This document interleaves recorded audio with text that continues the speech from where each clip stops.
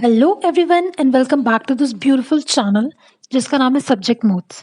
जहां हम banking, SSC और स्टेट लेवल में जो स्टैटिक का क्वेश्चन पूछा जाता है उसे इन डिटेल करंट की न्यूज़ के साथ रिलेट करते हुए चलते हैं। तो जो स्टेट आज हम डिस्कस कर रहे हैं वो है उत्तराखंड, जिसकी फॉर्मेशन या गठन कब हुआ था 9 नवंबर 2000 में। उत्तराखंड की आपको दो कैपिटल्स देखने को मिलती हैं, एक है समर और एक है विंटर। समर कैपिटल है ग्यारसेन जो अभी 2020 में ही बनी है, और इसकी विंटर कैपिटल है देहरादून। देहरादून में ही आपको फॉरेस्ट रिसर्च इंस्टीट्यूट का हेडक्वार्टर देखने को मिलता है। अब आपसे पूछा जाए कि उत्तराखंड में कौन सी लैंग्वेज या भाषा बोली जाती है, तो वो है हिंदी। और हिंदी के लिए अगर आपसे इंडियन कॉन्स्टिट्यूशन में आर्टिकल पूछा जाए तो वो आप मार्क करके आएंगे 343।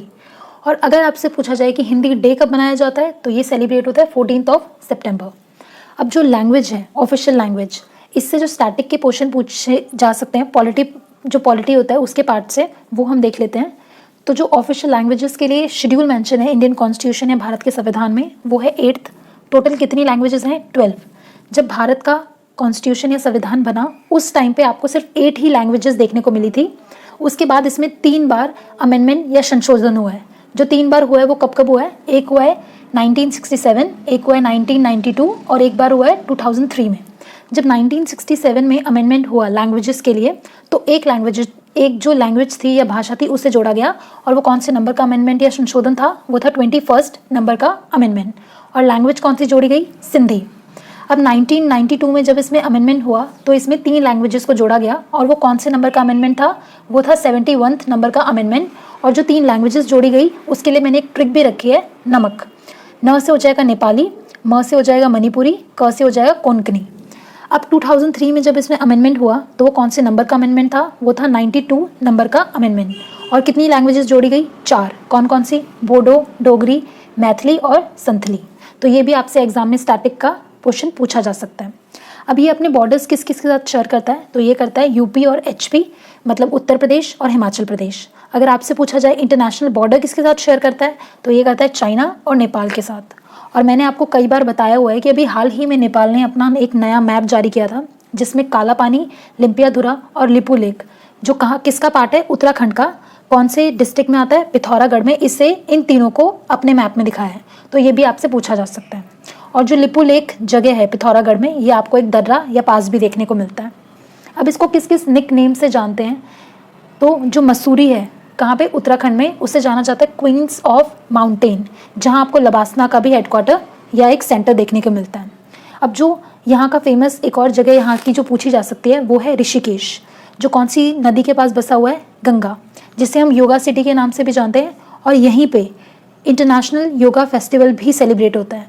अब आपसे स्टैटिक का क्वेश्चन पूछा जा सकता है कि योगा डे कब सेलिब्रेट होता है, तो वो सेलिब्रेट होता है 21 जून। और ये स्टार्ट कब से हुआ था? ये स्टार्ट हुआ था 2015 से। अब आपसे यहाँ का स्टेट एनिमल पूछा जाए तो वो क्या है? Musk deer. State bird monal, Himalayan monal.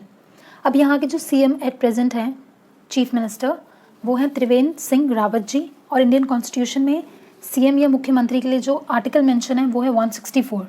अब सीएम से आपको पता है अभी हाल ही में जो बिहार है वहाँ पे इलेक्शन होने वाले हैं, और 10 नवंबर को वहाँ पे रिजल्ट आएगा इलेक्शंस का।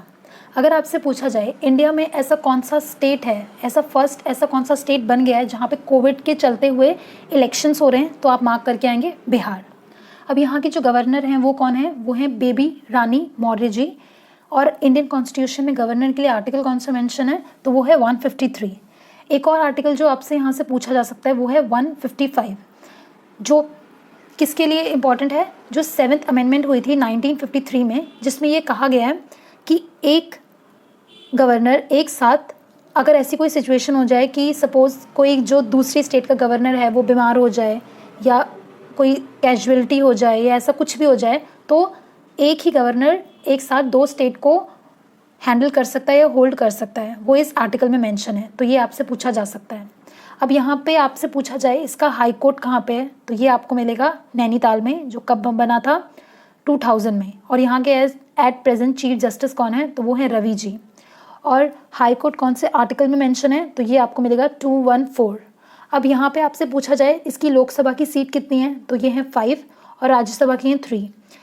लोकसभा कौन से आर्टिकल में मेंशन है इंडियन कॉन्स्टिट्यूशन के? तो ये है 81। और राज्यसभा आता है 80 में, और ये दोनों आते हैं अंडर पार्लियामेंट या संसद, जो आता है आर्टिकल नंबर 79। अब आपसे यहाँ के डांस फॉर्म पूछे जाएँ तो वो हैं भूतिया, जो आपको एक ट्राइब भी या जनजाति देखने को मिलती है उत्तराखंड में ही, चोलिया, पांडव, मुखोटा और जोरा, ये आपसे पूछे जा सकते हैं डांस फॉर्म। अब यहाँ पे फेस्टिवल कौन कौन से सेलिब्रेट होते हैं, तो कुंभ का मेला लगता है यहाँ पे हरिद्वार में, और कुंभ का मेला स्टार्ट किसने किया था, वो किया था हर्षवर्धन ने, जो पुष्यभूति वंश या डायनेस्टी थी, उन्होंने ये स्टार्ट किया था। और यहाँ पे योगा फेस्टिवल मैंने आपको पहले ही बता दिया था, ये वो सेलिब्रेट होता है ऋषिकेश में। उत्तराखंड की रिवर या नदियाँ पूछे जाएँ तो जो इम्पोर्टेंट है वो हम देख लेते हैं। सबसे इम्पोर्टेंट है गंगा। गंगा के पास आपको इसके कौन से 2 शहर या सिटी देखने को मिलती हैं, तो यहाँ बसा हुआ है एक ऋषिकेश और एक हरिद्वार।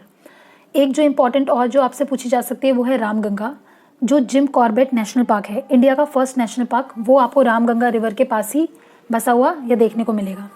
फिर एक जो इम्पोर्टेंट रिवर है वो है अलकनंदा और एक है भागीरथी। ये तीनों आपको किसकी ट्रिब्यूटरी मिलती है, रामगंगा, अलकनंदा और भागीरथी, ये गंगा की ट्रिब्यूटरी या सहायक नदियाँ हैं। अब एक और आपको यहाँ देखने मिलती है वो है टोन्स, जो किसकी सहायक या ट्रिब्यूटरी है, यमुना की, और यमुना किसकी सहायक नदी है, तो वो है गंगा की। अब यहाँ पे आपसे लेक पूछे जाएँ तो जितनी भी जिनके पीछे ताल लगेगा वो सारी आपको किसकी लेक मिलेंगी, उत्तराखंड की। जहाँ भी आपको ताल दिख जाए पीछे लगा हुआ वो आप मार्क करके आएंगे उत्तराखंड। लेकिन 2 एक्सेप्शंस आपको यहाँ देखने को मिलते हैं, वो है सूरज ताल और चंद्र ताल। ये आपको कहाँ देखने मिलेंगे, HP या हिमाचल प्रदेश। अब यहाँ के जो इंपॉर्टेंट नेशनल पार्क है वो हम देख लेते हैं। तो ये है वैली ऑफ फ्लावर्स, जो यूनेस्को की लिस्ट में भी आता है। अब यूनेस्को जो है वो उसका हेडक्वार्टर आपको कहाँ देखने को मिलता है, तो ये मिलेगा आपको पेरिस में, जो किसकी कैपिटल है, फ्रांस की। आपको पता है अभी हाल ही में राफेल जो हैं वो इंडिया ने कहाँ से मंगवाए हैं, फ्रांस से, तो ये भी आपसे पूछा जा सकता है। राजाजी नेशनल पार्क भी आपको यहीं देखने को मिलता है। गंगोत्री नेशनल पार्क भी आपको यहीं देखने मिलता है, जहाँ से गंगा का ओरिजिन भी होता है, देवप्रयाग से। और यहाँ पे आपको कौन सी स्पीशीज़ या कौन सा स्पीशीज़ देखने मिलती है, तो वो है फ्लाइंग स्क्वेरल। ये भी कई बार पूछा जा सकता है आपसे कि गंगोत्री नेशनल पार्क में आपको क्या मिलता है देखने को, तो मेनली यहाँ आपको फ्लाइंग स्क्वेरल देखने को मिलती है। गोविंद पशु बिहार नेशनल पार्क भी आपको यहीं देखने को मिलता है। जिम कॉर्बेट मैंने अभी आपको बताया, जिसका पुराना नाम हेलेस नेशनल पार्क था, जो रामगंगा रिवर के पास बसा हुआ है, और ये इंडिया का फर्स्ट नेशनल पार्क था। और आपसे पूछा जाए कि ऐसा कौन सा नेशनल पार्क है जो फर्स्ट बन गया है इंडिया में फॉर द क्वारंटीन, जो क्वारंटाइन सेंटर बनाया गया है किसके लिए, एनिमल्स के लिए, तो वो भी आप जिम कॉर्बेट ही मार्क करके आएंगे।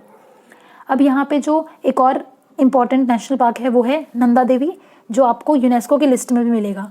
जिम कॉर्बेट भी आपको यूनेस्को की लिस्ट में ही मिलेगा। Nanda Devi national park bio reserve भी है, एक बायो रिजर्व भी है। और अगर आपसे पूछा जाए कि इंडिया में टोटल कितने बायो रिजर्व हैं, तो वो हैं 18।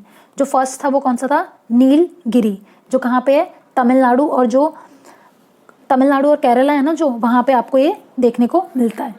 वाइल्ड लाइफ सेंचुरीज़, जो वाइल्ड लाइफ सेंचुरीज़ उत्तराखंड से पूछी जाती हैं और जो इम्पोर्टेंट है वो हम डिस्कस कर लेते हैं। सबसे इम्पोर्टेंट है केदारनाथ।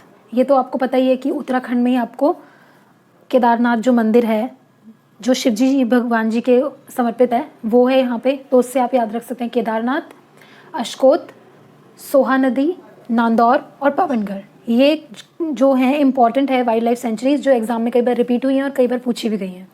जो यहाँ के फेमस टेम्पल या मंदिर हैं वो हैं केदारनाथ, बैजनाथ, बद्रीनाथ और गंगोत्री। गंगोत्री वही जगह है जहाँ से अलकनंदा और भागीरथी का जो ओरिजिन होता है, और फिर गंगा जो है, जो सबसे पवित्र नदी मानी जाती है, उसकी उत्पत्ति या उसका ओरिजिन होता है। अब यहाँ की जो ट्राइब्स या जनजातियाँ पूछी जाती हैं, सबसे इंपॉर्टेंट जो यहाँ से पूछी जाएंगी वो है भूतिया। सबसे ज़्यादा यही पूछी जाती है यहाँ पे। अब यहाँ पे जो GI टैग जिन चीज़ों को दिया गया है, अभी रिसेंटली जो इसको दिया है वो है तेज़ पत्ता।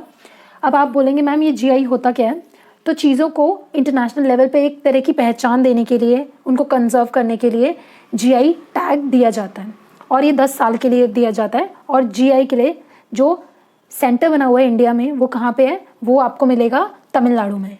और जो फर्स्ट चीज़ जिससे GI दिया गया था वो थी वेस्ट बंगाल की दार्जिलिंग टी।